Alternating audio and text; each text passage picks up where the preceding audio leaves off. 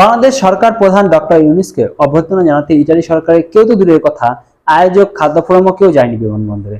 অভ্যর্থনা জানাতে গিয়েছেন শুধু ইতালিতে নিযুক্ত বাংলাদেশি রাষ্ট্রদূত তার চাকরি বাজাতে। ইটালির প্রধানমন্ত্রীর সাথে ইউনূসের সম্ভব হয়নি কোনো সাক্ষাতের। অনির্বাচিত সরকার প্রধান বলে কথা। প্রধানমন্ত্রীর সাক্ষাৎ না পেয়ে বাংলাদেশ সরকার প্রধান ইউনূস সাক্ষাৎ করেছেন রোমের মেয়রের সঙ্গে। সেই সাক্ষাৎটা করে এসেছেন মেয়রের অফিসে গিয়ে। একটি দেশের সরকার প্রধান হয়ে ইউনূস অন্য একটি দেশের একটা শহরের মেয়রের সাথে দেখা করেছেন সেই মেয়রের অফিসে গিয়ে। এমন নজির বিশ্ব ইতিহাসে আছে বলে আমার জানা নেই। এখানেই শেষ না, সাক্ষাতের সময় রোমের মেয়র সম্মানের সাথে বসতে পর্যন্ত দেয়নি বাংলাদেশ সরকার প্রধান ইউনূসকে। রোমের মেয়র বসেছেন একটা সোফায়, আর বাংলাদেশের সরকার প্রধান ইউনূসকে দায়সার ভাবে বসতে দিয়েছেন দুজন বসার উপযোগী অন্য একটা সোফাতে।